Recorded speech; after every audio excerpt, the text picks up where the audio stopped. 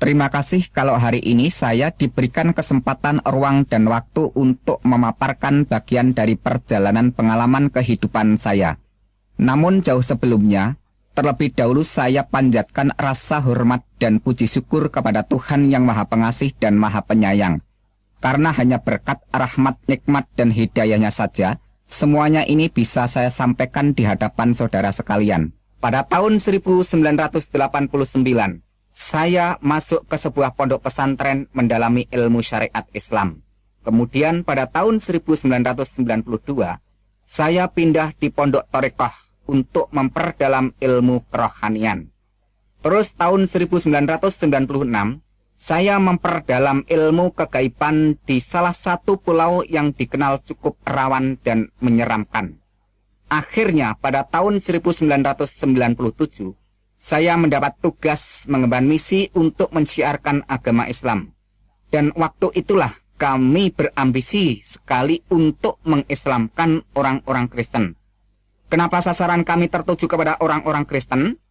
Sebab yang pertama, agama Kristen merupakan ancaman yang sangat membahayakan bagi kehidupan generasi Islam yang akan datang.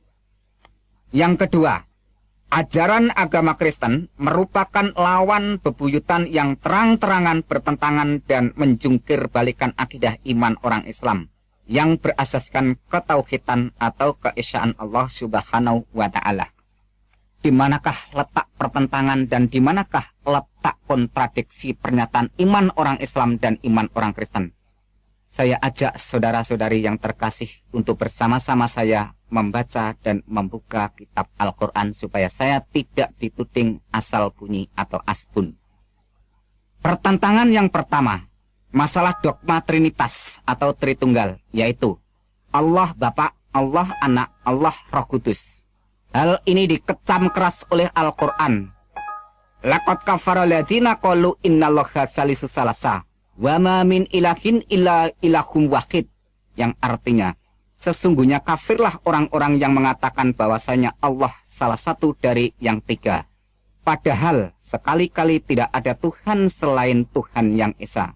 Quran Surat Al-Maidah ayat yang ke-73. Dengan demikian disebut kafir kalau ada orang yang mengatakan Allah itu tiga. Saat iman orang Islam menegaskan bahwa Allah itu Esa. Qul huwallahu ahad. Katakanlah dialah Allah yang Maha Esa. Quran Surat Al-Ikhlas ayat yang pertama. Pertentangan yang kedua, agama Kristen mengajarkan bahwa Allah itu mempunyai anak yang disebut dengan istilah anak Allah. Hal ini disangkal keras oleh Al-Quran. Lam yalid wa lam yulad. Dia Allah tidak beranak dan tidak pula diperanakkan. Quran Surat Al-Ikhlas ayat yang ketiga disambung dengan ayat berikut ini. Rabbina matakhadha sahibata wala walada. Tuhan tidak beristri dan Tuhan tidak beranak. Quran Surat Al-Jin ayat yang ketiga.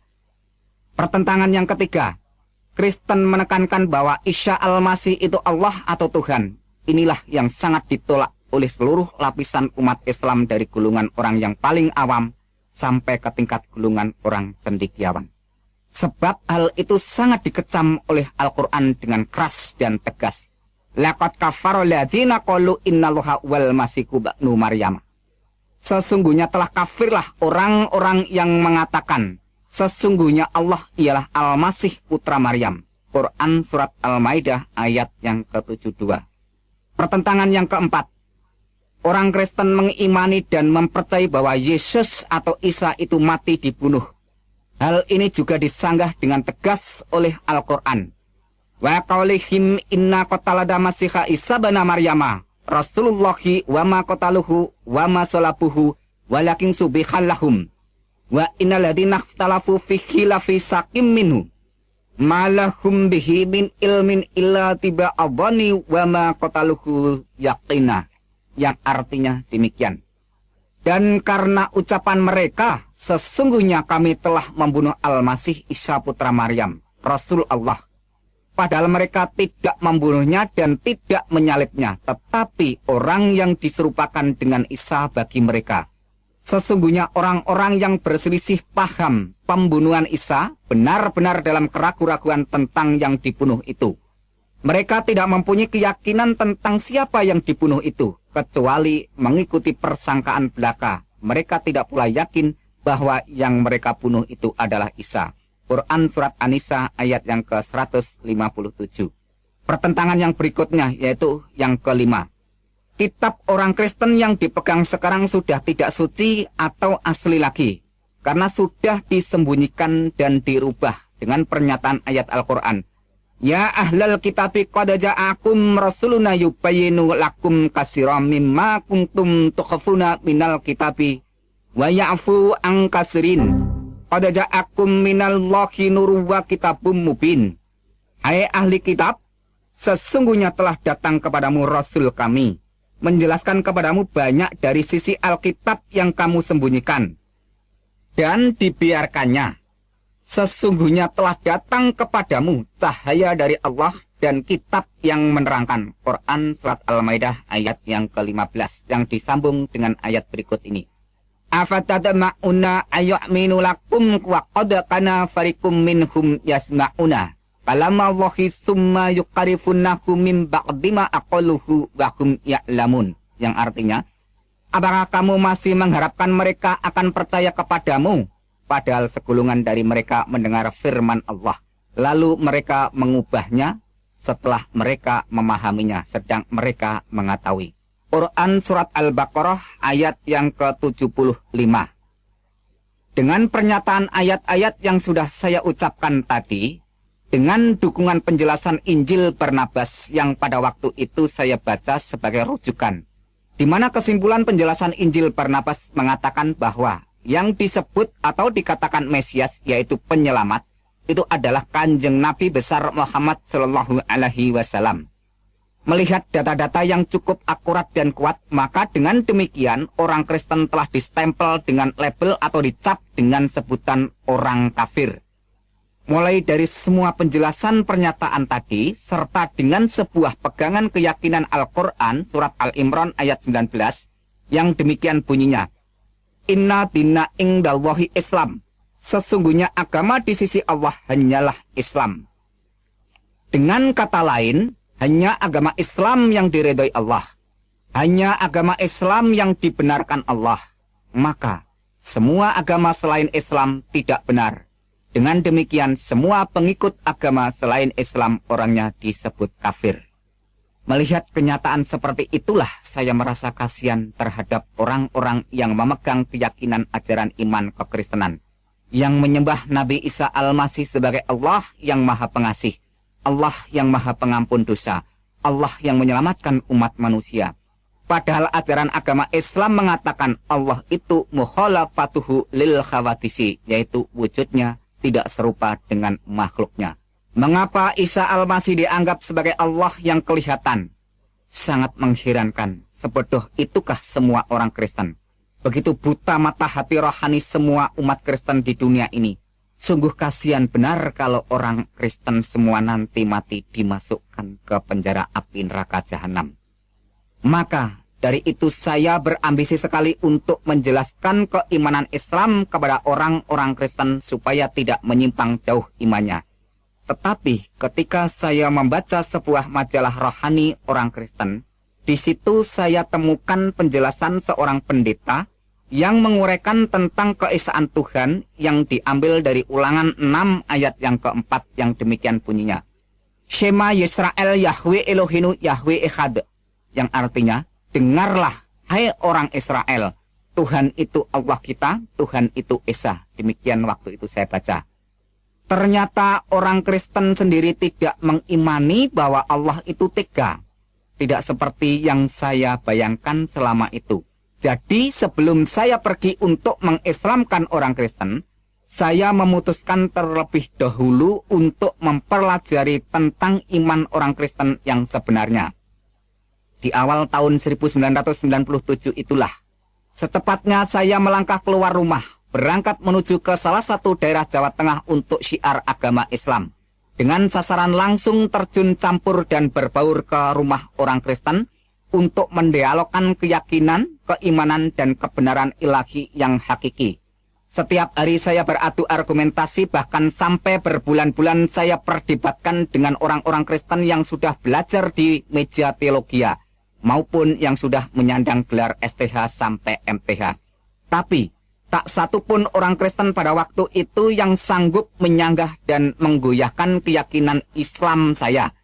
Bahkan seringkali saya serang dengan bermacam-macam pertanyaan yang membuat mereka geleputan dan keteteran di dalam memberikan jawaban yang selalu berputar-putar dan sangat menyimpang dari sasaran kebenaran yang semakin membingungkan pikiran saya.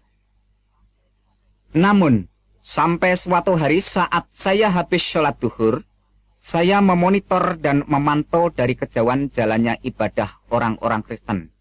Saya berpikir lucu, aneh, sangat menggelikan pakai nyanyian-nyanyian, tepuk tangan, dan tangis-tangisan. Saya malah dibuat bertambah kebingungan bercampur keheranan dan penasaran. Setelah tangisnya pada reda, semua orang bergiliran mengucap syukur dengan suara yang keras. Di situ sungguh-sungguh saya perhatikan atas semua yang diucapkan dan kedengaran di dalam telinga saya, semua lafal kata yang diucapkan sama. Seingat saya demikian kata-kata bunyinya. Ya Tuhan, kami mengucap syukur atas kasih karunia keselamatan yang telah Tuhan anugerahkan kepada kami. Kata-kata inilah yang terus terngiang-ngiang siang dan malam di dalam telinga saya. Akhirnya menjadi bahan perenungan untuk pertimbangan dan perhatian. Di dalam perenungan, saya menemukan sebuah kesimpulan bahwa semua orang Kristen sudah menerima anugerah keselamatan. Sedangkan saya masih terus berdoa siang dan malam minta-minta untuk diberi keselamatan. Allahumma inni as'aluka selamatan fid dunya wal akhirah. Ya Allah, berikanlah aku keselamatan di dunia dan di akhirat. Rabbana atina fid dunya hasanah wa fil akhirati hasanata wa qina adzabannar. Ya Tuhan, berikanlah kami kebaikan di dunia dan kebaikan di akhirat. Wa qina adzabannar, dan jauhkanlah kami dari azab atau siksa neraka jahanam. Di samping itu, saya juga mendoakan Kanjeng Nabi Muhammad serta keluarganya supaya diselamatkan. Allahumma sholli ala syahidina Muhammad wa ala ali syahidina Muhammad. Ya Allah, berikanlah keselamatan kepada junjungan Kanjeng Nabi besar Muhammad Sallallahu Alaihi Wasallam, dan selamatkan juga kepada seluruh keluarga Kanjeng Nabi Muhammad. Dari situ saya bertambah semangat untuk mengkaji lebih dalam pernyataan ayat-ayat Al-Quran. Mulai dari surat Al-Fatihah sampai surat Anas, yang saya bacakan langsung aja. Surat Al-Fatihahnya demikian bunyinya. Bismillahirrahmanirrahim. Alhamdulillahirabbil alamin arrahmanirrahim maliki yaumiddin. Iyyaka na'budu wa iyyaka nasta'in ihdinas siratal mustaqim. Siratal ladzina an'amta 'alaihim ghairil maghdubi 'alaihim waladdallin. Itu bunyi Al-Fatihah. Demikian bunyi surat Anas. Bismillahirrahmanirrahim. Qul a'udzu birabbin nas malikin nas ilahin nas min syarril waswasil khannas alladzi yuwaswisu fi sudurin nasi minal jinnati wan nas. Itu bunyi surat An-Nas. Nah, perlu saudara ketahui di mana penekanan surat Al-Fatihah terletak pada ayat yang kelima dan yang keenam, yang mana manusia diperintahkan untuk menyembah dan meminta pertolongan hanya kepada Allah saja, supaya manusia diberi hidayah atau petunjuk oleh Allah, jalan yang lurus. Iyyaka na'budu wa iyyaka nasta'in ihdinas siratal mustaqim. Iyyaka na'budu wa iyyaka nasta'in. Hanya kepadamulah kami menyembah dan hanya kepadamulah kami mohon pertolongan. Pertolongan apakah yang saya minta ini? Ihdinas siratal mustaqim. Tunjukilah kami ke jalan yang lurus. Di manakah jawaban mengenai tentang permohonan atau permintaan supaya saya diberi petunjuk jalan yang lurus itu? Maka pada waktu itu saya buka-buka pernyataan ayat-ayat Al-Quran.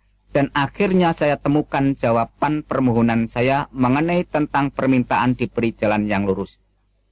Wa innahu la'ilmu lisya'ati fala tamtaruna biha wa tabi'uni hadha siratum mustaqim. Wa innahu la'ilmu lisya'ati. Dan sesungguhnya Isa benar-benar memberikan pengetahuan tentang hari kiamat. Fala tantaruna biha, dan jangan ragu-ragu tentang hari kiamat itu. Wa tabi'uni hadha siratum mustaqim. Dan ikutlah aku, inilah jalan yang lurus. Itu artinya, yaitu di dalam surat Az-Zukhruf ayat yang ke-61. Jadi jawaban yang saya mohon terletak di sini bahwa saya minta diberi petunjuk jalan yang lurus. Ihdinas siratal mustaqim. Tunjukilah kami ke jalan yang lurus. Dijawab oleh Allah dalam pernyataan surat Al-Zukhruf ayat yang ke-61 yang berbunyi, Wattabi'uni hadas siratum mustaqim. Ikutlah aku, inilah jalan yang lurus. Ya, Allah sudah memberikan jawaban kepada saya untuk memberikan petunjuk jalan yang lurus, yaitu ikutlah aku, inilah jalan yang lurus. Wattabi'uni hadas siratum mustaqim. Tapi yang menjadikan suatu perenungan dan menjadikan suatu penekanan untuk saya pertimbangkan dalam pernyataan ayat ini, yaitu kata-kata wa innahu la ilmu lisya'at. Dan sesungguhnya Isa itu benar-benar memberikan pengetahuan tentang hari kiamat. Sungguh ini menjadikan suatu perenungan bagi saya. Siapa sebenarnya Isa itu? Menurut laporan Al-Quran diterangkan bahwa Isa itu benar-benar memberi pengetahuan tentang hari kiamat. Padahal kalau menurut pernyataan surat Al-Luqman ayat yang ke-34 demikian bunyinya. Innallaha indahu ilmu lisya'ati wa nudazzilu ghais, yang artinya sesungguhnya Allah hanya pada sisinya sajalah pengetahuan hari kiamat itu. Dengan kata lain bahwa pengetahuan tentang hari kiamat itu hanya Allah yang mengetahui. Dengan lain kata, hanya Allah yang tahu tentang hari kiamat. Tetapi mengapa Isa juga mengetahui tentang hari kiamat? Pada saat itu saya bertanya-tanya, lalu siapakah sebenarnya sosok manusia yang bernama Isa Al-Masih itu? Akhirnya terus saya buka-buka ayat Al-Quran, sebenarnya siapa Isa Al-Masih itu? Dan akhirnya saya temukan jawabannya dalam surat Al-Imran ayat yang ke-45 yang demikian bunyinya. Isqalatil malaikatu ya Maryamu innallaha yubasyiruki bi kalimatin min husmuhul masiku Isa banu Maryama wajihan fit dunya wal akhirah wa minal muqarrabin. Isqalatil malaikatu, ketika malaikat berkata kepada siapa? Ya Maryam, hai Maryam. Apa perkataannya malaikat ini kepada Maryam? Innallaha yubasyiruki. Sesungguhnya Allah memberikan kegembiraan dalam apa yang diberikan kepada Allah ini. Bi kalimatin minhus, dengan kalimat yang darinya. Min husmuhul masihu Isa banu Maryama, namanya Al-Masih Isa putra Maryam. Wajihang fit dunya wal akhirah, yang terkemuka di dunia dan di akhirat. Wa minal muqarrabin, dan yang terdekat dengan Tuhan. Wah, ini merupakan suatu perenungan tersendiri pada waktu itu. Dimana kalau saudara ketahui dan saya jelaskan bahwa yang menurut laporan malaikat ini memberikan pernyataan bahwa Maria diberi kabar kegembiraan oleh Allah. Dan apa bentuk kegembiraan itu? Yaitu bi kalimatin, yaitu dengan kalam, dengan firman atau dengan sabdanya Allah itu. Dengan kata lain bahwa Maria ini mendapat kabar gembira berupa kalamnya Allah. Maka saya renungkan pada waktu itu, kalau begitu yang dikandung Maria itu adalah kalamnya Allah, firmannya Allah. Maka dengan kata lain bahwa kalam yang ada di dalam gua Garbo maupun di dalam kandungan Maria yang menjadi manusia, lahir itulah yang disebut sebagai Mesias atau penyelamat.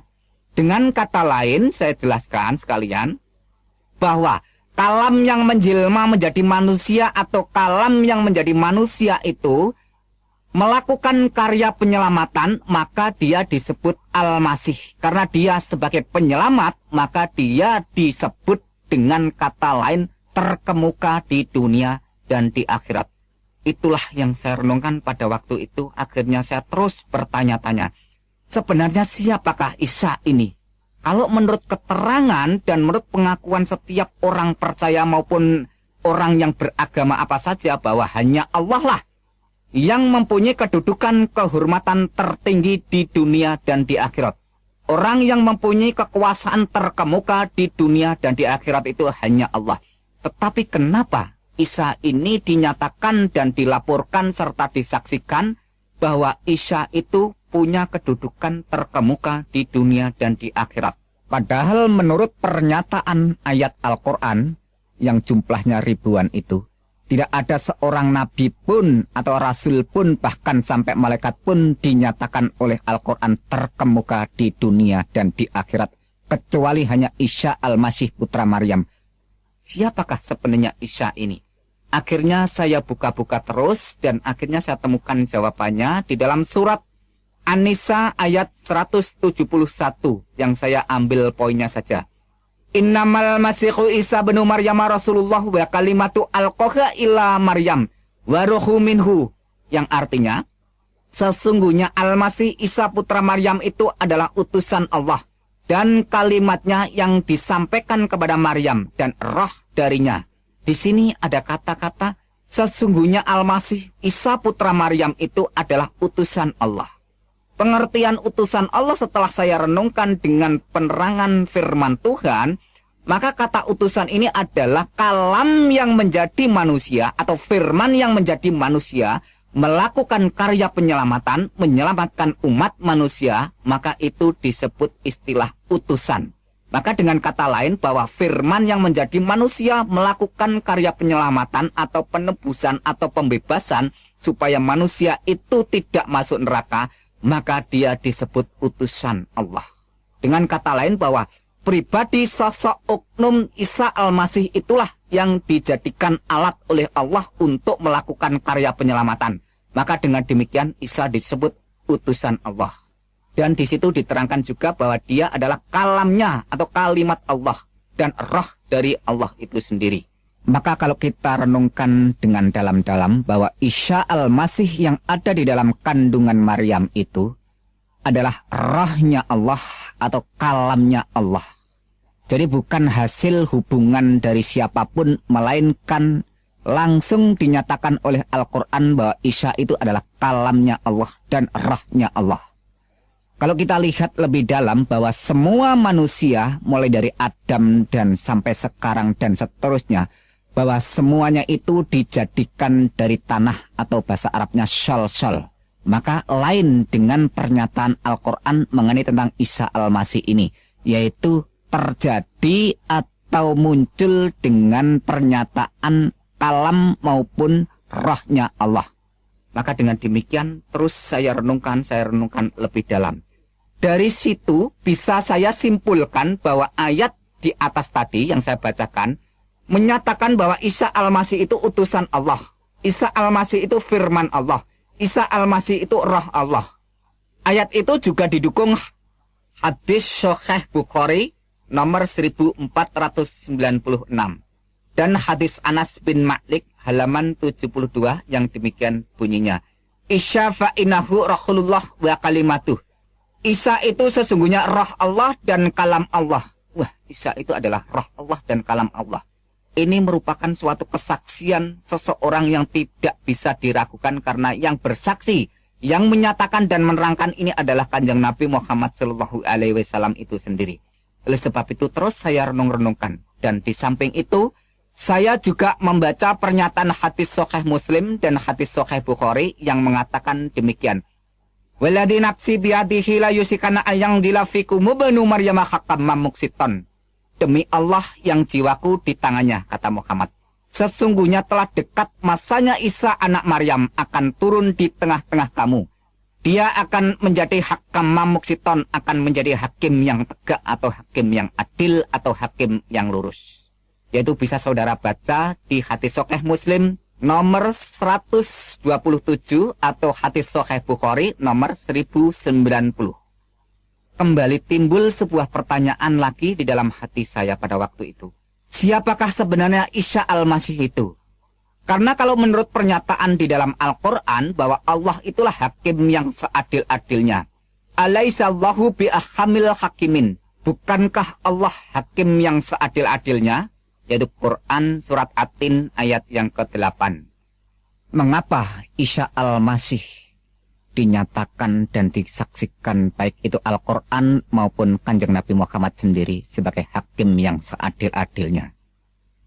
Dengan demikian, kalau kita renungkan, tidak ada seorang nabi, rasul, bahkan malaikat pun yang dinyatakan oleh Al-Quran maupun disaksikan oleh Kanjeng Nabi sebagai hakim yang adil kecuali Isa Al-Masih putra Maryam. Ya, kalau kita renungkan dan kita hayati dari awal sampai akhir bahwa Isa Al-Masih itu adalah Roh Allah, Kalam Allah. Isa Al-Masih itu adalah terkemuka di dunia dan di akhirat. Isa Al-Masih itu adalah hakim yang adil. Dan Isa Al-Masih itu mengetahui tentang hari kiamat. Memang semua itu sudah jelas, tetapi saya tetap belum mau mempercayai dan mengimani Yesus itu adalah Tuhan dan Juru Selamat saya. Mengapa? Karena masalah keyakinan, kepercayaan, dan keimanan tidak segampang orang membalikkan telapak tangan langsung terima dan diaminkan. Atau tidak semudah orang yang beli jajan di pinggir jalan langsung ditelan jadi kenyang. Tetapi ini masalah hati nurani yang suci. Maka membutuhkan pencerahan, penerangan Sang Ilahi yang Maha Suci, supaya hati nurani ini dapat mengambil suatu keputusan untuk menyatakan keberanian tentang kebenaran yang datang dari Tuhan, pencipta dan penguasa semesta alam. Maka untuk mendukung dan memperkuat semuanya itu, saya langsung terus untuk mengumpulkan data-data yang bersumber dari Al-Quran maupun hadis, yang berkaitan dengan kesaksian dan pengakuan mengenai pernyataan tentang Isa Al-Masih itu.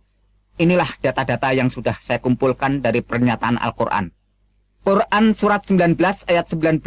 Di sana dikatakan, Isa Al-Masih seorang anak laki-laki yang suci. Quran 19 ayat yang ke-21. Di sana dikatakan, Isa Al-Masih sebagai tanda bagi manusia dan rahmat dari Tuhan. Quran surat 3 ayat yang ke-46 dan Quran surat 5 ayat yang ke-19, ayat yang ke-20 dan ayat yang ke-110. Di sana dikatakan, Isa Al-Masih semasa dalam buayan dan ayunan sudah bisa berbicara dengan manusia. Quran surat 19 ayat yang ke-31, di sana dilaporkan Isa Al-Masih seorang yang diberkati Allah di mana saja berada. Quran surat 3 ayat yang ke-49 dan Quran surat 5 ayat yang ke-110, di sana diterangkan bahwa Isa membuat burung, menyembuhkan orang buta sejak lahir, menyembuhkan penyakit sopak atau lepra atau kusta, dan menghidupkan orang mati. Wah, ini luar biasa, perlu saudara renungkan.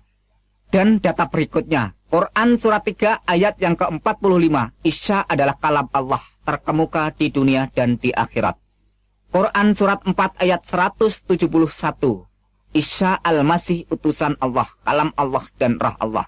Quran surat 21 ayat yang ke-91 dikatakan, Isa dan ibunya dijadikan tanda yang besar bagi semesta alam. Dan data-data hadis yang saya kumpulkan, yaitu hadis Sahih Bukhari nomor 1496. Di sana diterangkan, Isa itu utusan Allah, kalam Allah, roh Allah. Hadis Sahih Bukhari nomor 1090.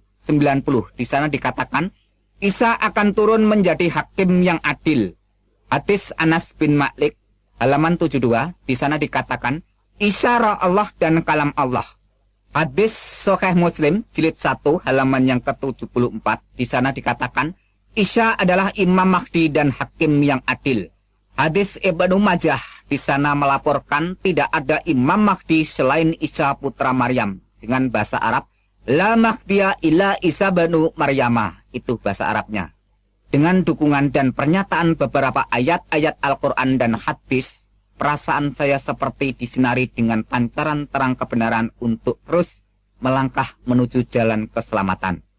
Tetapi ada satu hal yang membuat saya berat melangkah untuk berjalan terus menuju ke puncak keputusan. Apa itu? Yaitu masalah amal yang selama ini sudah saya kumpulkan sejak dari awal dengan jerih payah ibadah yang melelahkan dan memakan kurun waktu yang cukup panjang.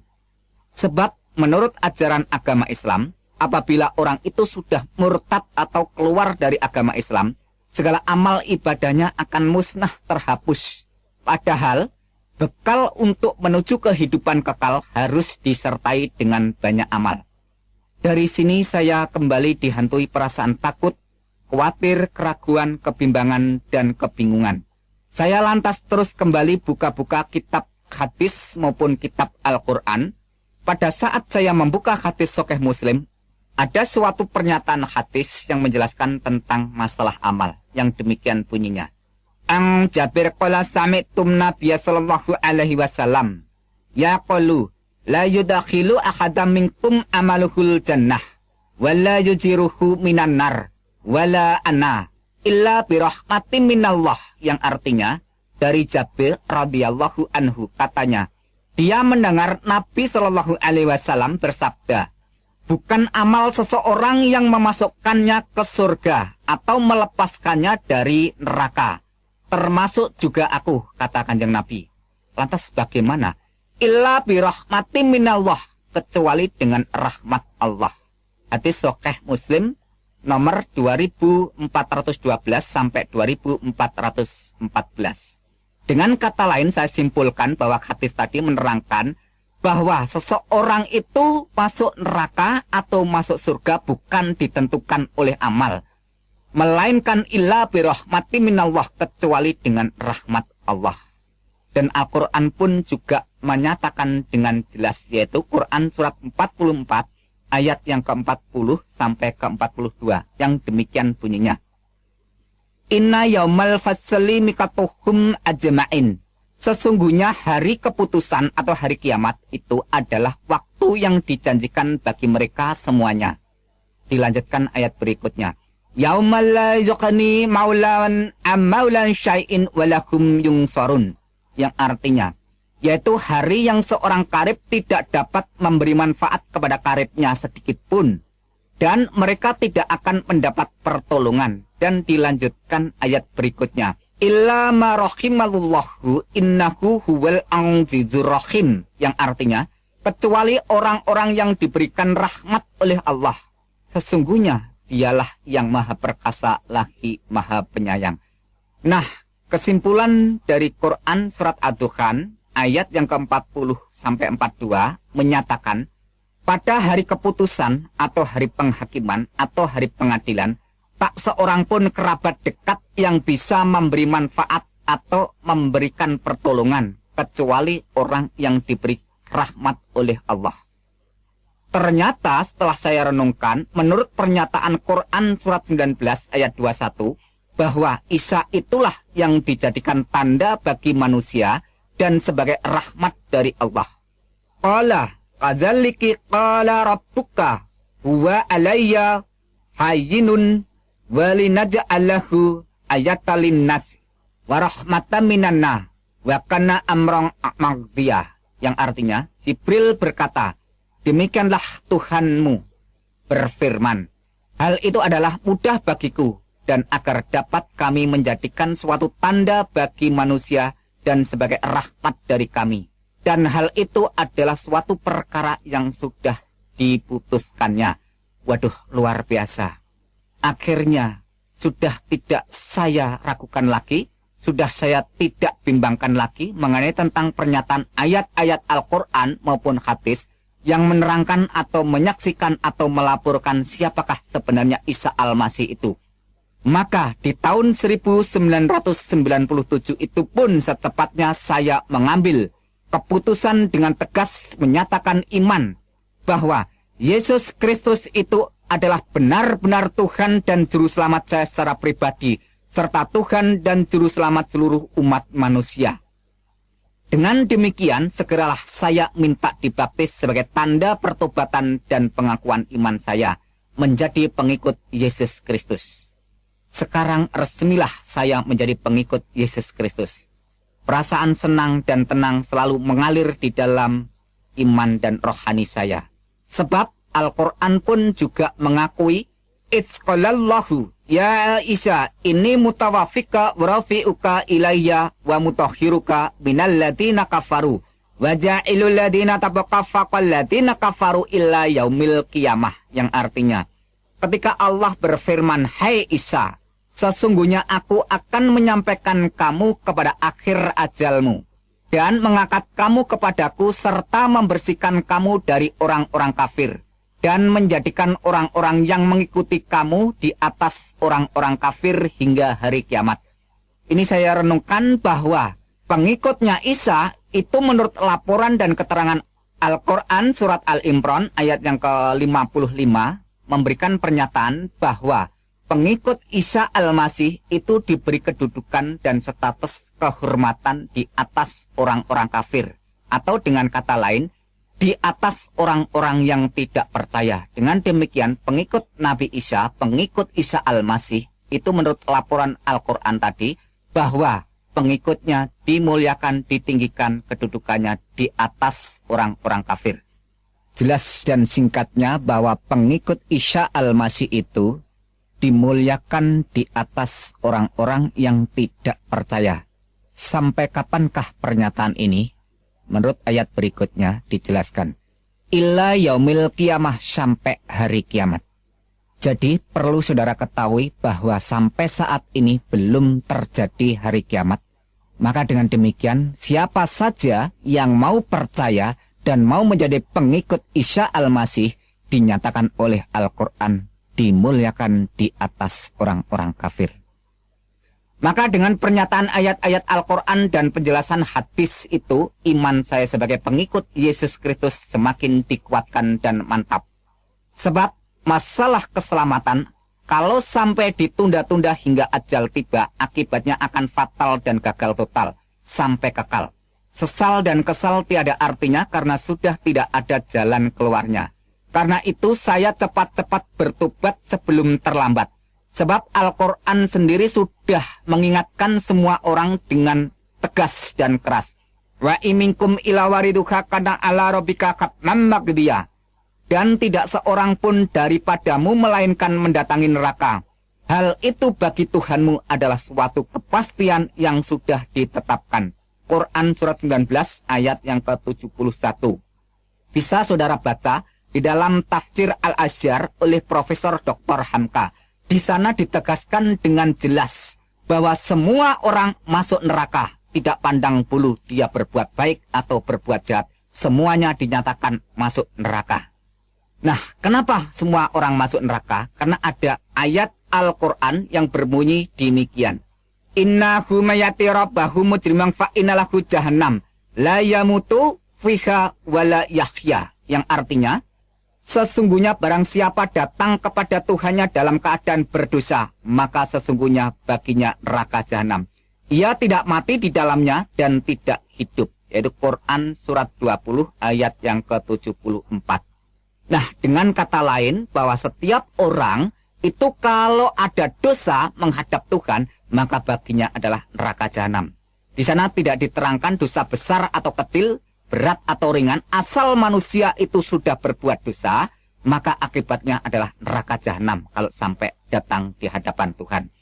Setelah saya pelajari di dalam Alkitab bahwa Yesus itu mati untuk menanggung dosa umat manusia. Dan di situ setelah 3 hari bangkit kembali. Maka dengan demikian Yesus Kristus memberikan pernyataan, man amana wa atamada khalas wa ma lam yu'miyudan. Barang siapa yang percaya dan dibaptis diselamatkan. Tetapi barang siapa yang tidak percaya akan dihukum. Jadi jelasnya bahwa Yesus mati itu untuk menebus dosa umat manusia. Tetapi yang menjadikan suatu perenungan bahwa selama itu saya tidak mengakui kalau Isa atau Yesus itu mati. Namun setelah saya renungkan kembali dalam pernyataan Al-Quran bahwa Isa itu benar-benar lahir, benar-benar mati, dan benar-benar bangkit. Hal semacam ini diterangkan oleh Quran surat Maryam ayat yang ke-33. Yang di sana langsung saya terjemahkan bahasa Indonesianya saja. Dan kesejahteraan semoga dilimpahkan kepadaku. Maksudnya adalah Isa Al-Masih. Pada hari aku dilahirkan, yaitu pada hari Isa Al-Masih dilahirkan. Pada hari aku meninggal, yaitu pada hari Isa Al-Masih meninggal. Dan pada hari aku dibangkitkan, yaitu pada hari Isa Al-Masih dibangkitkan, hidup kembali. Dengan kesimpulan kronologis ayat di atas, pertama, dilahirkan atau hidup, kedua, meninggal atau mati, ketiga, bangkit atau keluar dari kubur, dan keempat, hidup kembali, alias realita kenyataan bahwa yang hidup kembali setelah mengalami kematian itu bukan setan, bukan siluman, dan bukan tipuan, melainkan benar-benar Isa. Jadi yang jelas urut-urutannya, lahir, meninggal, bangkit, hidup kembali. Dan sekarang kita buka lagi Quran surat Al-Imran ayat yang ke-55. Kita ambil poinnya saja. Hai Isa, sesungguhnya aku akan menyampaikan kamu kepada akhir ajalmu dan mengangkat kamu kepadaku. Dengan kata lain, kesimpulannya, Allah akan menyampaikan ajal atau kematian Isa, dan Allah akan mengangkat Isa kepadanya. Jadi di sini juga jelas urut-urutannya, mati, diangkat. Dengan kata lain, mati dulu baru diangkat. Jadi dengan jelas Al-Quran menyatakan bahwa Isa itu benar-benar mati dan benar-benar diangkat. Sesuai dengan pernyataan Alkitab itu sendiri bahwa Tuhan Yesus Kristus sadar benar-benar apa yang akan terjadi dan apa yang akan dialami pada dirinya. Ia telah mengatakan kepada para muridnya terlebih dahulu sebelum sesuatu terjadi. Maksudnya sebelum sesuatu itu dialami kematiannya. Menurut pernyataan Yesus Kristus, pada waktu itu mengajak para muridnya, demikian katanya. Sekarang kita pergi ke Yerusalem dan anak manusia akan diserahkan kepada imam-imam kepala dan ahli-ahli Taurat. Dan mereka akan menjatuhi dia hukuman mati. Dan mereka akan menyerahkan dia kepada bangsa-bangsa yang tidak mengenal Tuhan. Supaya ia diolok-olokkan, disesah, dan disalibkan. Dan pada hari yang ketiga, ia akan dibangkitkan. Matius 20, ayat yang ke-18 sampai 19. Singkatnya, Yesus tahu dan sadar benar hadir dan perannya di dunia ini menjadi korban atau penebus dosa umat manusia. Dirinya itulah korban yang sesungguhnya, bukannya korban binatang seperti kambing atau domba, lembu atau sapi. Itu sudah tidak ada gunanya, tidak ada artinya sama sekali. Makanya orang Kristen sekarang tidak perlu ikut-ikutan tata cara upacara penyembelian korban binatang semacam itu. Kalau ada orang Kristen sekarang masih ikut-ikutan hal semacam itu, berarti tidak menghargai dan menghormati bahkan menghina korban yang sejati Tuhan Yesus Kristus itu sendiri. Ingat pernyataan Tuhan Yesus Kristus dalam perjamuan malam. Ambillah, makanlah, inilah tubuhku. Minumlah kamu semua dari cawan ini, sebab inilah darahku. Darah perjanjian yang ditumpahkan bagi banyak orang untuk pengampunan dosa. Matius 26 ayat 26 sampai 28. Dengan demikian, percaya iman sepenuh kepada Tuhan Yesus Kristus, orang itu hidupnya dijamin dengan pasti masuk surga. Tidak ada istilah kata mudah-mudahan masuk surga. Kenapa demikian? Sebab Tuhan Yesus Kristus sudah membuktikan bahwa ia sekarang ada di surga. Bahwa ia sekarang berkuasa di surga. Inilah rahasia iman Kristen, kurban penyalipan, kematian, dan kebangkitan Tuhan Yesus Kristus. Kalau Yesus Kristus tidak bangkit hidup kembali, imannya orang Kristen mubazir sia-sia. Sebab mengimani pribadi dan ajarannya tapi tidak membuktikan apa-apa. Mengajar kebangkitan tapi dia sendiri tidak bangkit. Mengajar atau menawarkan orang masuk surga, dia sendiri tidak membuktikan naik ke surga. Kalau begitu, tidak ada bedanya dengan pemimpin-pemimpin agama lain. Tapi, syukurlah semuanya itu telah dibuktikan dengan nyata oleh Yesus Kristus Tuhan dan Juru Selamat kita. Sebab, yang sangat penting telah kusampaikan kepadamu, yaitu apa yang telah kuterima sendiri bahwa Kristus telah mati karena dosa-dosa kita, sesuai dengan kitab suci. Sekarang bagaimana? Apakah saudara masih tidak percaya bahwa Yesus Kristus itu Tuhan? Baiklah, akan saya tunjukkan bukti yang bisa saudara lihat sendiri. Bukti bahwa Yesus itu Tuhan. Dia berjanji dengan pasti memasukkan semua orang ke surga yang percaya dan beriman kepadanya. Dan saudara ketahui sendiri, terbukti banyaknya orang bertobat dan beriman kepada Tuhan Yesus Kristus sejak dari zaman dulu hingga sekarang. Di antara salah satu sekian banyak orang adalah saya sendiri. Mungkin saudara berpikiran dengan berbagai macam penafsiran tentang diri saya pribadi. Ya, silahkan, itu sah-sah saja. Tapi perlu saudara ketahui dan saudara sadari bahwa orang-orang yang hidup di negara maju dan orang-orang yang hidup di negara modern itu adalah orang-orang yang ilmu pengetahuannya tinggi, orang-orang yang kaya, orang-orang yang terhormat, dan orang-orang yang terpandang. Tapi mengapa mereka semua itu mau percaya menyembah Yesus Kristus? Jawabnya sudah pasti jelas. Mereka itu semua tahu benar bahwa Yesus Kristus adalah Tuhan dan Juru Selamat seluruh umat manusia.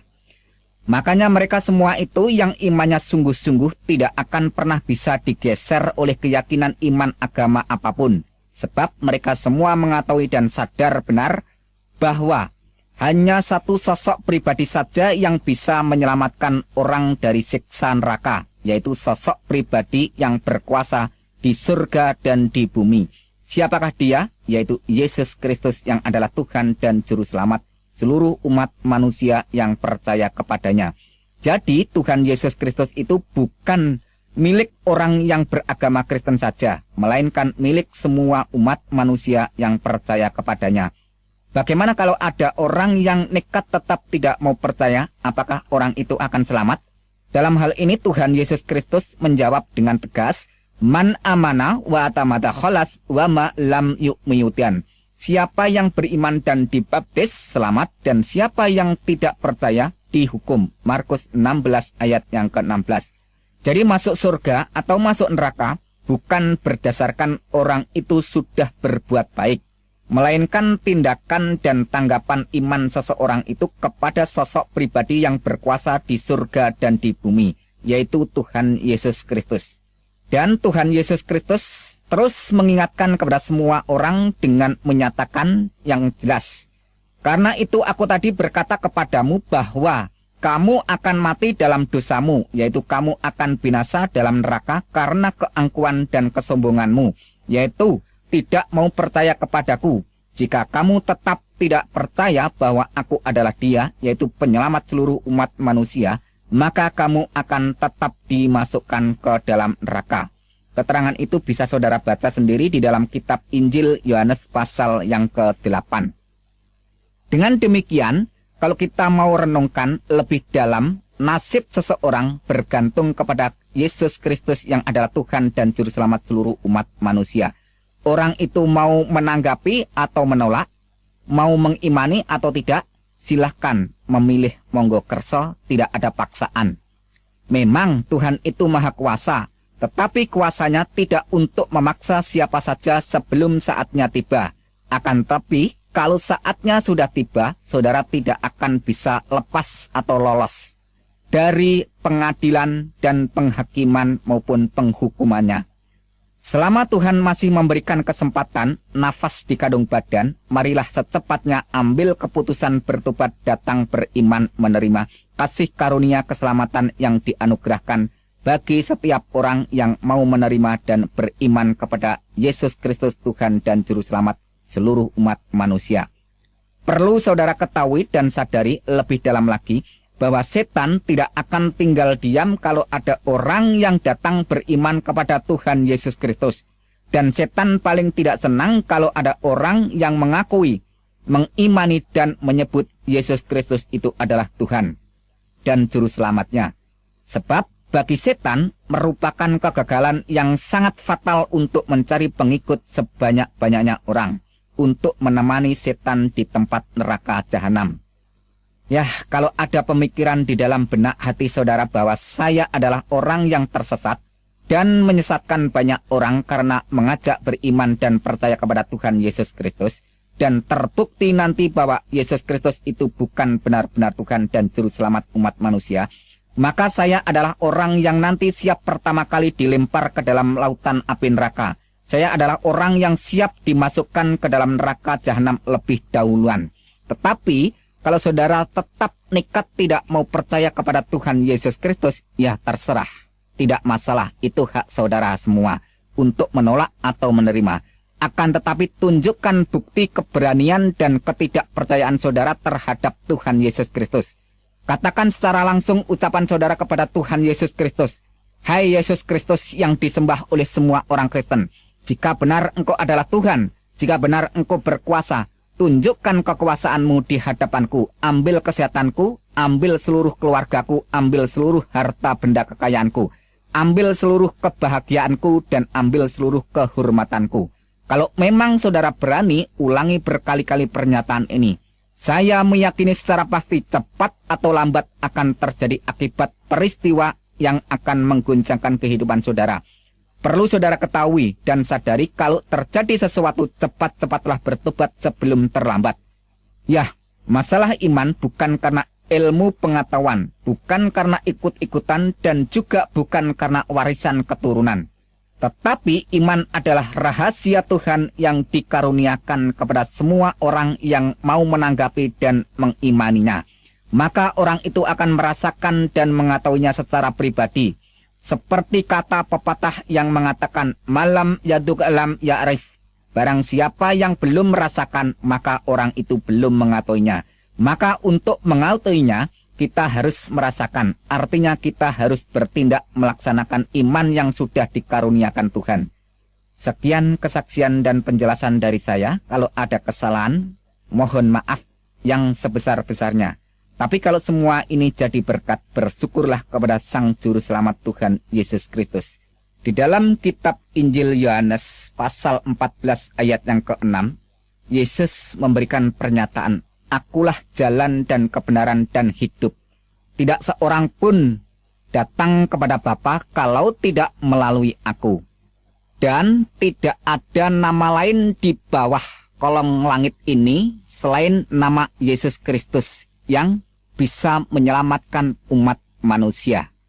Maka dengan pernyataan ini secara tegas bahwa Yesus itulah Sang Juru Selamat, jadi tidak perlu didoakan supaya dia selamat.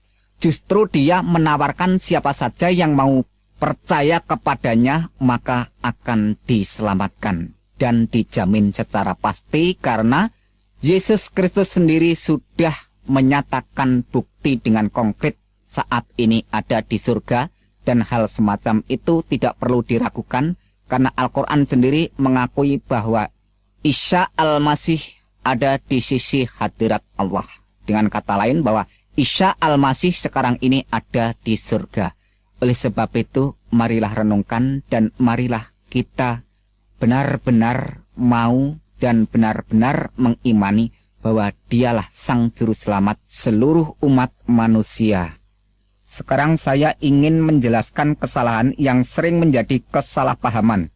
Yang pertama, kesalahpahaman di dalam menyikapi tentang dogma atau ajaran Trinitas Tritunggal, yaitu tentang ajaran Bapa, Anak, dan Roh Kudus. Karena adanya pernyataan Al-Quran yang berkata, sesungguhnya kafirlah orang-orang yang mengatakan bahwasanya Allah salah satu dari yang tiga. Quran Surat Al-Maidah ayat 73. Perlu diketahui, ratusan tahun sebelum Al-Quran turun, orang Kristen yang Alkitabiah sudah menyalahkan paham ajaran Trinitas semacam itu. Sebab yang dikatakan Al-Quran Surat Al-Maidah 73 adalah paham ajaran tentang Trinitas duniawi substansi trideis relasi biologis. Saudara bisa baca sendiri Quran Surat 6 ayat 101 dan Quran Surat 72 ayat 3. Ayat-ayat itu menyalahkan kalau Allah itu dianggap mempunyai istri lantas beranak. Quran Surat 5 ayat 75 menyatakan bahwa Isa dan ibunya itu adalah manusia biasa yang makan dan minum. Quran Surat 23 ayat 91. Ayat itu menyatakan kalau ada Tuhan yang lain pasti terjadi rebutan saling mengalahkan untuk menguasai ciptaannya.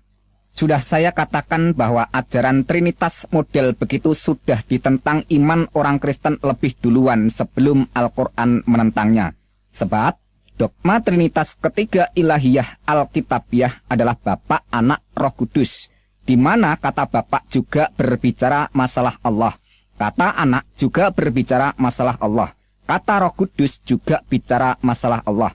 Jadi ketiganya tetap eksit berbicara tentang Allah, bukan membicarakan tentang ciptaan yang dituhankan, di mana kata Bapa berbicara tentang hakikat atau ausia oknum pribadi yang wajibul wujud, yang wajib ada keberadaannya. Kata Anak bicara tentang firman Allah yang nuzul atau turun menjadi manusia, yang melaksanakan karya keselamatan, menghapus dosa, dan membebaskan bagi orang-orang berdosa. Kata Roh Kudus berbicara tentang rohnya Allah, yang berdiam di dalam diri orang-orang yang beriman kepada Tuhan Yesus Kristus untuk memimpin, membimbing, dan memampukan orang-orang itu supaya mentaati dan melaksanakan segala perintahnya. Apakah kalau ada orang yang beriman tentang ketiga hal semacam itu dikatakan syirik, musyrik, atau kafir? Bukankah Al-Quran juga memberikan pernyataan tentang adanya Allah, tentang adanya firman Allah, dan tentang adanya roh Allah? Ingat dan catat bahwa roh Allah atau Roh Kudus bukanlah malaikat Jibril. Di dalam Alkitab maupun di dalam Al-Quran, malaikat Jibril tidak pernah memperkenalkan dirinya adalah Roh Kudus atau roh Allah. Kesimpulannya, bahwa iman semua orang Kristen sejak dulu sampai sekarang hingga yang akan datang tetap berpedoman bahwa Tuhan itu Esa. Shema Yisrael Yahweh Elohinu Yahweh Echad, bahasa Arabnya Isma ya Israel, Rabbu ilahuna Rabbu Ahad. Dengarlah, hai Israel, Tuhan itu sesembahan kita, Tuhan itu Esa. Silahkan baca sendiri Ulangan 6 ayat 4, Markus 12 ayat 29. Dengan demikian, orang Kristen lebih duluan beriman dan menyembah Tuhan yang Esa daripada pernyataan Al-Quran yang ratusan tahun baru menyerukan Qul huwallahu ahad.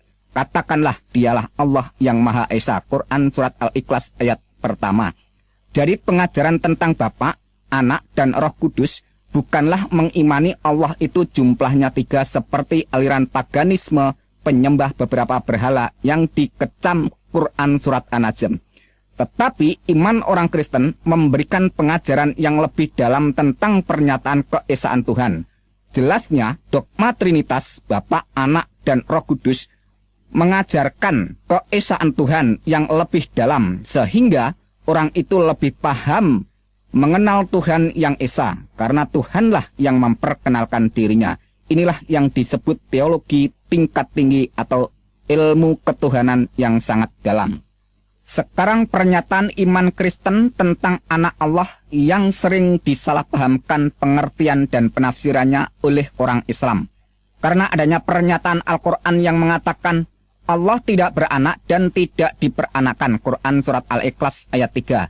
Tuhan kami tidak beristri dan dia tidak beranak. Quran Surat Al-Jin ayat yang ketiga. Bagaimana dia mempunyai anak padahal dia tidak mempunyai istri. Quran Surat Al-An'am ayat 101. Iman orang Kristen yang Alkitabiah lebih duluan menolak paham iman semacam itu. Di mana ayat-ayat Al-Quran tadi kalau saudara teliti kembali menolak pernyataan anak Allah dalam konteks jasmaniah. Pengajaran tentang anak Allah semacam itu akan membingungkan semua orang, bahkan Al-Quran sendiri ikut keheranan dengan bertanya, bagaimana dia mempunyai anak padahal dia tidak mempunyai istri. Quran Surat Al-An'am ayat 101. Jadi anggapan Al-Quran pengertian kata anak Allah adalah anak secara jasmaniah, yaitu anak yang lahir karena Allah itu beristri. Pernyataan semacam itu kalau ditujukan kepada iman orang Kristen salah total dan salah besar. Di mana kata anak Allah dalam Alkitab bukan dalam pengertian anak secara jasmaniah, tetapi total non-duniawiyah. Juga bukan dalam arti biologis jasmani, tetapi anak terjadi secara adi kodrati maha supranatural, yaitu kejadian seorang manusia yang asal mulanya adalah kalam Allah yang masuk di dalam rahim kandungan Maryam. Silahkan baca dan teliti lebih jeli Quran Surat 3 ayat 45 dan Quran Surat 4 ayat 171. Isa Al-Masih itulah Satu-satunya manusia di dunia yang DNA-nya atau genetikanya langsung dari zat Allah, yaitu kalamnya Allah.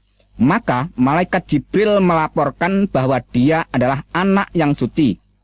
Quran surat 19 ayat 19. Padahal di dunia ini tidak ada manusia yang suci. Kalau toh ada manusia yang suci, hakikatnya bukanlah suci tetapi disucikan. Jadi jelas sekali beda makna dan arti. Jelasnya bahwa Yesus Kristus itu bukan ciptaan, bukan dicipta. Dalam hakikatnya yang adalah kalam Allah. Ratusan tahun sebelum Al-Quran turun, kitab Injil melaporkan lebih duluan dengan pernyataannya bahwa pada mulanya adalah firman. Firman itu ada di dalam hakikat Allah dan firman itu adalah Allah. Karena firman itu ada di dalam hakikat Allah, maka firman itu adalah Allah. Dan firman itu telah menjadi manusia. Silahkan baca Injil Yohanes 1 ayat 1 dan 14. Jadi kalau Yesus Kristus itu disebut anak Allah, bukan karena Allah itu mempunyai anak secara jasmani yang lahir dari istri Allah. Tapi firman Allah yang menjadi manusia, itulah disebut anak Allah. Bagaimana dengan Adam? Adam manusia pertama yang dibuat atau dicipta Tuhan dari sol-sol, yaitu bahan bakunya dari unsur tanah. Setelah itu manusia selanjutnya, DNA atau genetikanya melalui pembuahan dari sperma pria dan sel telur wanita yang diproses dalam rahim kandungan perempuan.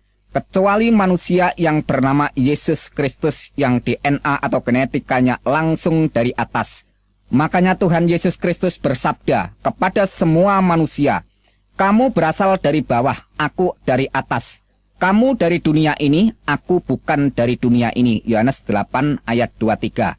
Oleh sebab dia bukan dari dunia ini, melainkan dari atas, maka pada waktu dia meninggal, badan wadaknya tidak tertinggal di bumi. Tepat sekali apa yang dikatakan kitab Yohanes 13 ayat yang ketiga, bahwa ia datang dari Tuhan dan kembali lagi kepada Tuhan. Sekarang jawaban tentang pernyataan Al-Quran yang mengatakan, sesungguhnya telah kafirlah orang-orang yang berkata, Allah ialah Al-Masih Isa putra Maryam. Pernyataan semacam ini kita harus tahu terlebih dahulu duduk permasalahan kata Allah dan kata Tuhan. Kata Allah berbicara masalah ilahiyah, hakikat atau ausia oknumnya, yaitu zat wajibul wujud, yang wajib ada keberadaannya. Sedangkan kata Tuhan berbicara masalah rububiyah, yaitu kekuasaan atau kuasa sang penguasa. Jadi kalau Yesus dikatakan Allah, itu mengacu pra keberadaannya atau sebelum keberadaannya menjadi manusia yang hakikat sebenarnya adalah firman. Karena dia itu hakikat yang sebenarnya adalah firman, maka sifatnya mukhallafatuhu lil khawadisi, yaitu tidak serupa dengan makhluk atau ciptaan. Kalau dia bukan ciptaan, lantas dia itu siapa? Dia adalah firman Allah yang menjadi manusia. Pada mulanya adalah firman. Firman itu di dalam hakikat Allah dan firman itu adalah Allah. Ingat dan catat bahwa firman itu adalah Allah. Lantas pernyataan ayat berikutnya menerangkan bahwa firman itu telah menjadi manusia. Yohanes 1 ayat 1 dan 14. Dan Quran surat 3 ayat 45, Quran surat 4 ayat 171, Al-Masih Isa putra Maryam itu adalah kalam Allah. Bahkan Rasulullah Muhammad SAW memberikan kesaksian bahwa Isa itu sesungguhnya roh Allah dan kalam Allah. Bisa saudara baca sendiri hadis Anas bin Malik dan hadis Sahih Bukhari 1496.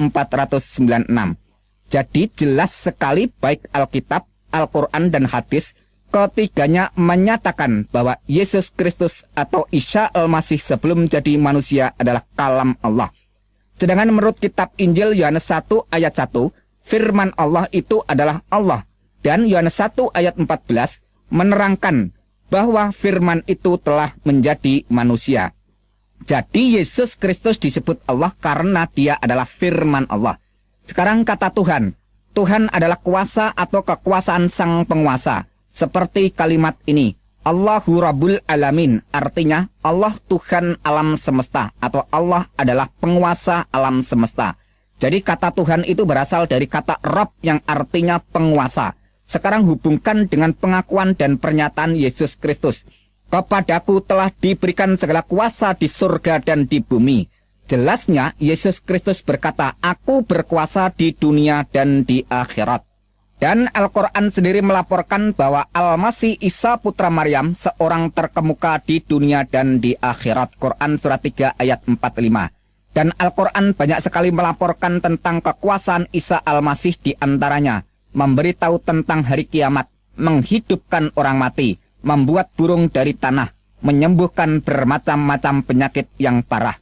Dan masih banyak sekali Al-Quran melaporkan kuasa Isa yang melebihi seluruh para nabi dan seluruh para rasul mana saja. Silakan saudara baca, cek sendiri di dalam pernyataan ayat-ayat Al-Quran yang jumlahnya ribuan itu.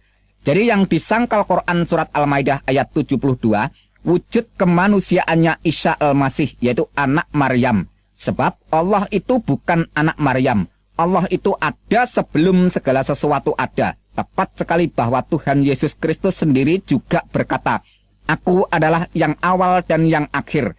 Jelasnya, segala sesuatu belum ada, Yesus Kristus sudah ada. Dan segala sesuatu tidak ada, Tuhan Yesus Kristus tetap ada. Karena dia itu Sang Maha Ada, Asyar Hayah, dan yang mengadakan segala sesuatu yang tidak ada menjadi ada. Maka dia berhak disembah dan wajib disembah. Kalau tidak malah berdosa. Sekarang masalah Alkitab yang sering dituding sudah tidak asli lagi karena sudah dirubah. Yang berdasarkan keterangan Quran surat 3 ayat 78, Quran surat 4 ayat 46, Quran surat 5 ayat 13, Quran surat 5 ayat 15, Quran surat 3 ayat 71, Quran surat 2 ayat 75, dan Quran surat 2 ayat 41 dan 42. Silakan saudara baca dan teliti sendiri bahwa semua yang dikecam dan disalahkan Al-Quran bukan kitabnya, melainkan orang-orangnya yang tidak setia melaksanakan ajaran Alkitab, bahkan sering mengajarkannya dengan kepalsuan dan kebohongan. Jelasnya, yang disalahkan Al-Quran bukan Alkitabnya, melainkan para pelakunya atau orang-orangnya. Sebab semasa Rasulullah Muhammad SAW masih hidup, tidak pernah mempermasalahkan Alkitab yang sudah beredar di zaman itu. Dan juga tidak pernah melarang, menegur, dan mencegah siapa saja yang membaca Alkitab. Bahkan Al-Quran sendiri memerintahkan Alkitab itu dibawa dan dibaca. Quran surat 3 ayat 93. Pertanyaannya, kalau Alkitab itu sudah dirubah, mengapa Al-Quran malah menyuruh orang membawa dan membacanya? Seharusnya kan Alkitab itu jangan dibawa dan dibaca karena sudah dirubah. Kalau Alkitab itu sudah dirubah, kenapa Allah masih menyuruh Muhammad bertanya kepada orang-orang yang membaca Alkitab? Quran surat 10 ayat 94. Logikanya mestinya Allah harus melarang Muhammad jangan bertanya kepada mereka supaya tidak disesatkan karena kitabnya sudah dirubah. Pada saat Muhammad kembali ragu-ragu menerima Al-Quran, Allah juga menggunakan standar dasar Alkitab sebagai petunjuk dari Allah bagi Bani Israel. Quran surat 32 ayat 23. Dengan demikian, Allah masih mengakui kebenaran Alkitab secara sah. Bahkan banyak ayat-ayat Al-Quran menerangkan bahwa kitab Taurat dan kitab Injil itu dibenarkan oleh Allah. Quran surat 2 ayat 41, 89, 91, 101, 136. Quran surat 3 ayat 3, Quran surat 4 ayat 136, Quran surat 5 ayat 43, 44, 46, 47, 48, 68. Quran surat 6 ayat 92, Quran surat 10 ayat 73, Quran surat 43 ayat 4, dan Quran surat 26 ayat 196. Kalau Alkitab itu sudah dirubah, mengapa Allah masih tetap menyuruh Muhammad untuk mengimani Alkitab? Quran surat 29 ayat 46. Pertanyaannya, mengapa Allah masih tetap menyuruh Muhammad untuk mengimani Alkitab? Buat apa kitab yang sudah dirubah itu diimani? Bahkan Allah mengatakan kepada ahli kitab, tidak dipandang beragama sedikit pun hingga menegakkan ajaran Taurat dan Injil. Quran surat 5 ayat 68. Pertanyaannya, kitab Taurat dan Injil kan sudah dirubah. Mengapa masih harus ditegakkan? Seharusnya kan Al-Quran saja yang diperintahkan untuk ditegakkan. Kalau benar Alkitab itu sudah dirubah, secara langsung mengatakan bahwa Allah tidak dapat memelihara kitab yang sudah diturunkan, karena membiarkan Alkitab yang sudah diturunkan itu dirubah orang. Ada yang berdalih dengan berkata demikian, makanya Allah menurunkan Al-Quran sebagai penyempurna kitab-kitab yang terdahulu. Pernyataan semacam itu justru menuduh Allah itu kurang bijak karena menurunkan Alkitab yang tidak sempurna. Dalam iman kekristenan, kalau Tuhan yang berfirman, Tuhan mampu dan sanggup menjaga keabsahan firman-Nya, seperti yang telah difirmankan. Langit dan bumi akan berlalu, tetapi perkataanku tidak akan berlalu. Markus 13 ayat 31.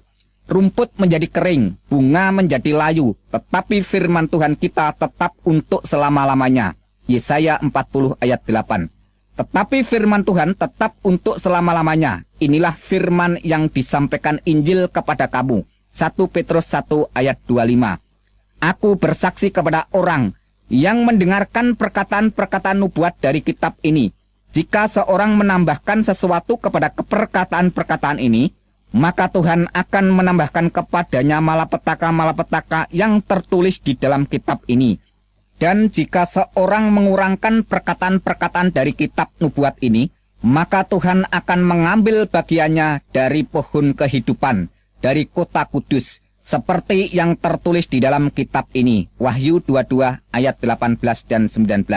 Jadi kesimpulannya bahwa Alkitab yang kita baca ini tidak ada yang dirubah, tetap masih asli dan murni dari segi makna dan arti. Dan Alkitab yang kita baca ini pada hakikatnya tidak perlu mendapat pengakuan dan dukungan dari pernyataan Al-Quran. Karena Alkitab sudah sempurna. Apa yang akan disempurnakan lagi? Kalau saya mempergunakan ayat-ayat Al-Quran disebabkan karena memberikan jawaban kesalahpahaman. Kalau tidak ada kesalahpahaman, ya saya tidak akan mengutip ayat-ayat Al-Quran. Sekarang menjawab kematian Isa Al-Masih atau Yesus Kristus. Untuk membahas masalah ini, kita tidak boleh hanya mendengar informasi dari satu sisi. Sebab ini adalah kejadian fakta yang nyata, tapi berbeda cerita antara Alkitab dan Al-Quran. Maka salah satunya harus ada yang membuktikan kebenarannya. Quran surat 4 ayat 157 melaporkan bahwa Isa tidak dibunuh dan disalib, melainkan orang yang diserupakan Isa. Tapi di sisi lain, Quran surat 19 ayat 33 memuat pernyataan Isa yang berkata, "Dan kesejahteraan semoga dilimpahkan kepadaku pada hari aku dilahirkan, pada hari aku meninggal, dan pada hari aku dibangkitkan hidup kembali." Jadi jelasnya, Al-Quran melaporkan bahwa Isa itu dilahirkan, kemudian meninggal, lantas dibangkitkan, terus hidup kembali. Keterangan berikutnya Quran surat 3 ayat 55, Allah menyatakan dengan berfirman, "Hai Isa, sesungguhnya aku akan menyampaikan kepada akhir ajalmu dan mengangkat kamu kepadaku." Jadi jelasnya Allah menyatakan kematian Isa dulu baru mengangkat Isa kepadanya. Singkatnya, Isa mati dulu baru diangkat ke hadiratnya. Tapi mengapa Quran surat 4 ayat 157 itu mengatakan bahwa Isa tidak dibunuh dan disalib? Lantas ayat 158 mengatakan, "Tetapi Allah telah mengangkat Isa kepadanya." Sekarang renungkan pelan-pelan. Dulu Al-Quran mengatakan Isa itu lahir, kemudian meninggal, lantas dibangkitkan, terus hidup kembali. Dan Allah sendiri menyatakan Isa itu mati dulu baru diangkat kepadanya. Tapi tiba-tiba muncul keterangan yang bertentangan bahwa Isa tidak mati, tetapi diangkat Allah. Pertanyaannya, kenapa Allah membiarkan berjuta-juta orang salah paham sampai 600 tahun kemudian baru diinformasikan bahwa yang mati itu bukan Isa melainkan orang lain yang diserupakan Isa? Kenapa Tuhan yang Maha Suci jauh dari dusta, sifatnya berubah demikian? Membiarkan orang tertipu sampai waktu sekian panjang lamanya. Kalau yang mati itu bukan Isa, melainkan orang lain yang diserupakan Isa, pertanyaannya, siapakah orang yang diserupakan Isa itu? Siapakah nama orang yang diserupakan Isa itu? Apakah yang mati itu tidak berkata bahwa dia bukan Isa? Dari keluarga siapakah orang yang diserupakan Isa itu? Dari asal daerah manakah orang yang diserupakan Isa itu? Apakah seluruh keluarganya tidak menerangkan bahwa yang disalib itu bukan Isa melainkan keluarganya? Bagaimana para tetangga dan teman-temannya apa juga ikut bungkam? Tahukah apa penyebabnya Isa Al-Masih itu dituntut hukuman mati dengan jalan disalib? Apakah karena menciarkan atau mendakwahkan ajarannya? Oh, tidak sama sekali. Melainkan pernyataan dan pengakuannya yang mengatakan bahwa kedudukan dirinya sederajat atau sama dengan Allah. Bagi semua orang, pernyataan semacam itu dianggap menghujat Allah dan hukumnya harus dibunuh mati. Sekarang bagaimana keterangan dari Alkitab tentang kematian Yesus Kristus? Menurut pernyataan dari Alkitab, semua orang mengakui bahwa yang mati di salib itu benar-benar Yesus Kristus. Dan Tuhan Yesus Kristus sendiri mengakui bahwa dirinya telah mati tapi hidup kembali. Kata Tuhan Yesus Kristus, "Jangan takut, aku adalah yang awal dan yang akhir dan yang hidup. Aku telah mati, namun lihatlah, aku hidup sampai selama-lamanya." Wahyu pasal 1 ayat 17 dan 18. Coba sekarang renungkan yang bersangkutan sendiri mengakui, tapi orang lain tidak mau mengakui. Ini namanya lucu sekali. Kematian Tuhan Yesus Kristus yang sangat terpenting adalah untuk menebus, menghapus, dan mengampuni dosa umat manusia. Sejak waktu itu, Yesus mulai menyatakan kepada para murid-muridnya bahwa ia harus pergi ke Yerusalem dan menanggung banyak penderitaan. Dan pihak tua-tua, imam-imam kepala dan ahli-ahli Taurat lalu dibunuh dan dibangkitkan pada hari ketiga. Matius 16 ayat 21. Dan Tuhan Yesus kembali mengulangi lagi pernyataannya itu di hadapan para murid-muridnya, serta mengajak mereka pergi ke Yerusalem. Sabdanya, "Sekarang kita pergi ke Yerusalem, dan anak manusia akan diserahkan kepada imam-imam kepala dan ahli-ahli Taurat, dan mereka akan menjatuhi dia hukuman mati, dan mereka akan menyerahkan dia kepada bangsa-bangsa yang tidak mengenal Tuhan, supaya ia diolok-olokkan, disesah dan disalibkan, dan pada hari yang ketiga ia akan dibangkitkan." Matius pasal 20 ayat 18 dan 19.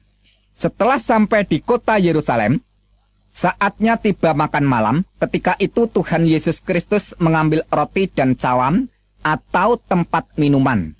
Sambil menyodorkan makanan dan minuman, Tuhan Yesus Kristus berkata kepada para muridnya, "Ambillah, makanlah, inilah tubuhku. Minumlah kamu semua dari cawan ini, sebab ini adalah darahku, darah perjanjian yang ditumpahkan bagi banyak orang untuk pengampunan dosa." Matius pasal 26 ayat 26 sampai 28. Kesimpulannya bahwa Tuhan Yesus Kristus benar-benar mati untuk mengampuni dosa orang banyak. Firman Tuhan selanjutnya menyatakan, "Sebab jika kamu mengaku dengan mulutmu bahwa Yesus adalah Tuhan dan percaya dalam hatimu bahwa Tuhan telah membangkitkan dia dari antara orang mati, maka kamu akan diselamatkan. Karena dengan hati orang percaya dan dibenarkan, dan dengan mulut orang mengaku diselamatkan." Roma 10 ayat 9 dan 10. Tentang dialah semua nabi bersaksi bahwa barang siapa percaya kepadanya, ia akan mendapat pengampunan dosa oleh karena percaya kepada Tuhan Yesus Kristus. Kisah Para Rasul pasal 10 ayat 43. Dan di dalam Al-Quran surat Ali Imran ayat 55, Allah juga memberikan kesaksian tentang pengikut Isa Al-Masih yang demikian sebagian bunyinya. "Waja'ilul ladina tabaka fokal ladina kafaru illa yaumil qiyamah," yang artinya, "Dan menjadikan orang-orang yang mengikuti kamu," yaitu Isa, "di atas orang-orang kafir hingga hari kiamat." Oh, luar biasa, jelas sekali bahwa Allah memberikan status kedudukan para pengikut Isa di atas orang-orang kafir, atau memberikan kedudukan, kehormatan yang mulia di atas orang-orang yang tidak percaya. Sampai kapankah pernyataan itu berlaku? Ila yaumil qiyamah, sampai hari kiamat. Sedangkan hari kiamat sampai saat ini belum tiba. Wah, ini kesempatan yang sangat terbuka bagi siapa saja yang mau percaya. Makanya kami lihat wajah orang-orang Kristen itu pada ceria dan bahagia, penuh kelimpahan berkat rahmat dunia akhirat. Itulah kunci rahasia bagi siapa saja yang mau percaya. Sekarang masalah kitab palsu Injil Barnabas. Yang perlu saudara ketahui terlebih dahulu, siapakah orang yang bernama Barnabas itu?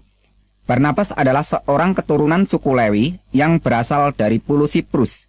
Dia menggabungkan diri dengan para rasul setelah Tuhan Yesus Kristus naik ke surga. Kisah para Rasul 4 ayat 36 dan 37.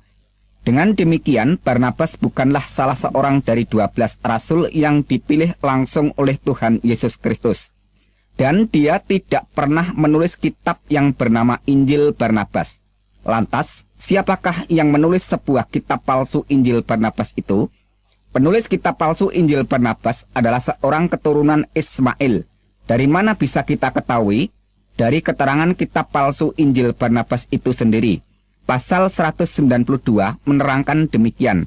Seluruh kitab ini aku belum dapat membacanya, karena pejabat tinggi agama itu di dalam perpustakaannya, aku membaca, telah melarang aku, mengatakan bahwa seorang keturunan Ismail telah menulisnya. Jelasnya demikian.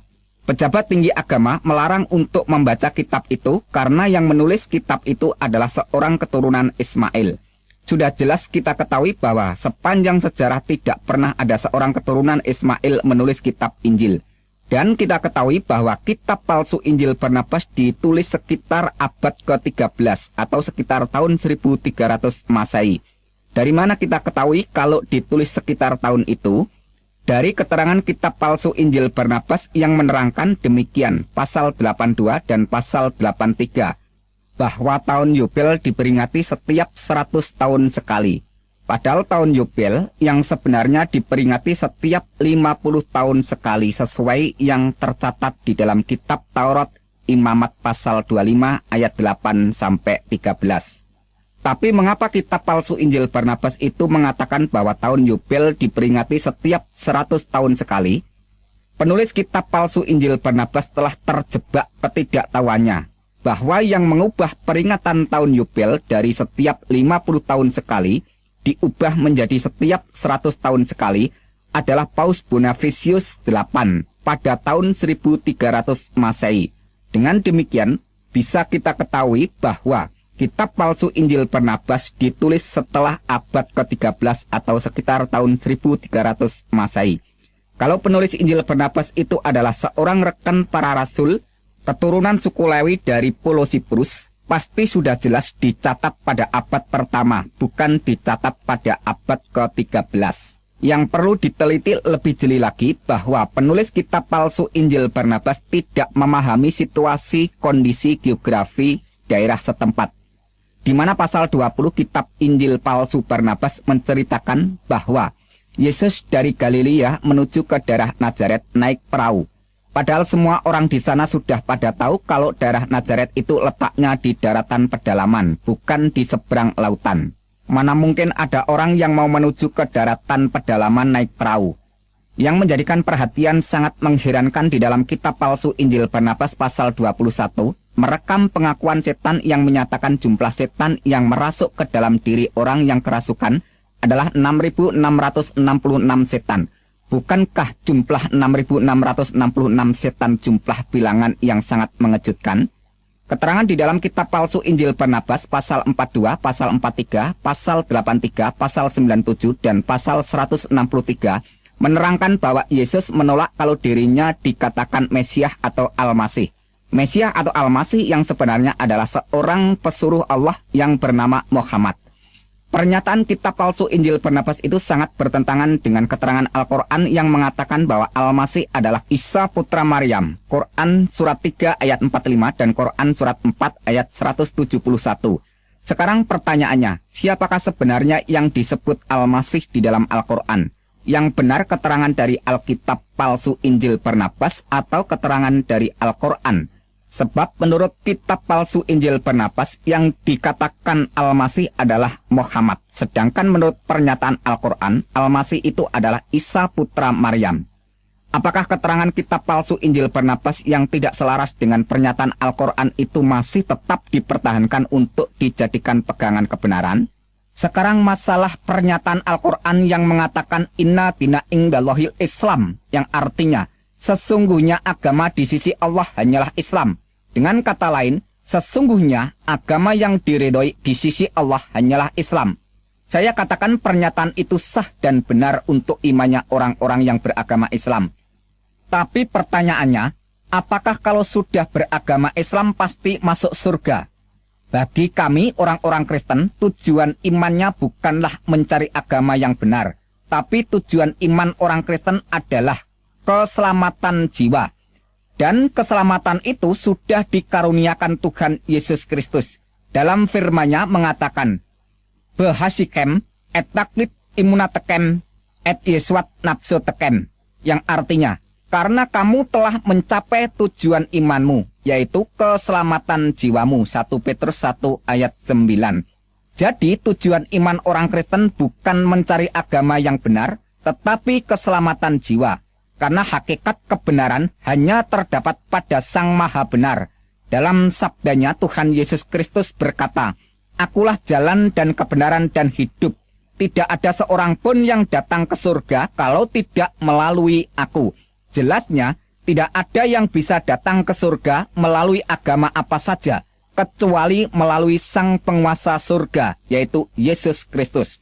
Dan di seluruh alam jagat raya ini, tidak ada yang dapat selamat dari hukuman neraka, kecuali diselamatkan oleh Sang Maha Penyelamat, yaitu Tuhan Yesus Kristus. Demikianlah keterangan dari saya. Apabila di dalam saya menguraikan segala sesuatu pernyataan baik itu melalui Al-Quran maupun melalui hadis dan Alkitab, apabila ada suatu kesalahan, saya mohon maaf yang sebesar-besarnya. Tetapi kalau semuanya ini menjadi berkat, mengucap syukurlah kepada Sang Juru Selamat, yaitu Tuhan Yesus Kristus. Baruch haba b'shem Adonai Yeshua HaMashiach. Diberkatilah orang yang datang dalam nama Tuhan Yesus Kristus. Haleluya. Amin.